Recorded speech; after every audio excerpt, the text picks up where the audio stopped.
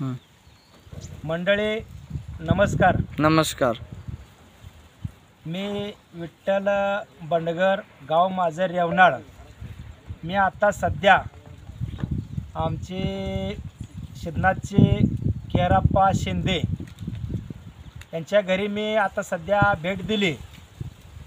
का तर ह्या बकऱ्यासाठी मी आज ही बकरा 4 महिन्याचा असताना बकरा मी बघत आलो आहे.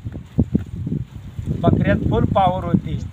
तर बकऱ्या बघण्याचं कारण आपले चांगलवाडीचे बाबू मेटकरी ह्या बकऱ्या मोदी बकऱ्याची वंशावळ आहे. म्हणून मला हे बकरा सारखा मी गावी आलो, सहज आलो जरा ह्या भागाकडे आलो तर मला ह्या बकऱ्याला बघितल्याशिवाय मला चैन पडत नाही.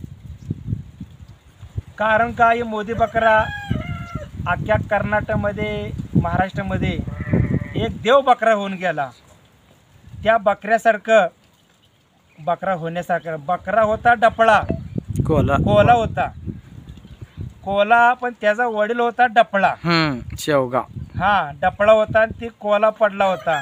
ते बी आपले चांगलवाडीचे बाबू मेटकरी तात्या हे असाच बकरा कुठं तर बाहेर चरण्याला घेऊन त्या कुठल्या तर गावाला काशीगावला ते बकरा औषध ते वेळेला ते पडलं नाही व्यवस्थित, त्याला साथ मिळणं ती बकरा गेला. त्याच वंशावळीची ही बकरा माझा जिगरी मैतर दोस्त केराप्पा शिंदे त्या वंशावळीमध्ये बकरा आणला. आणि बकऱ्याची वंशावळ आहे बाबू तात्या मेटकरी मोदी बकऱ्याची वंशावळ आहे. आणि बकरा खरोखर आणि आता जरा आजारी पडलाय, मोरच्या पाया जरा दुखतंय, काय झालंय नसबंद चालू झाल्या. फेरशे ह्याला जीवदान द्यावावे.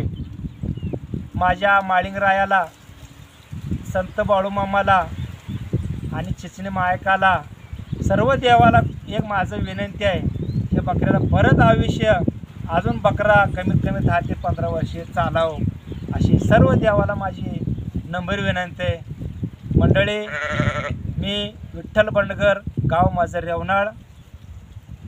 आणि आपल्या या चॅनलला थोडक्यात आता सध्या पाहुणं घरी नाहीत तरी येऊन ह्या बकऱ्याची भेट मी सतत अशी घेत आलो आहे. नसताना मी बकऱ्याचा फोटो काढून मला आवड आहे म्हणून मी घेऊन आलो.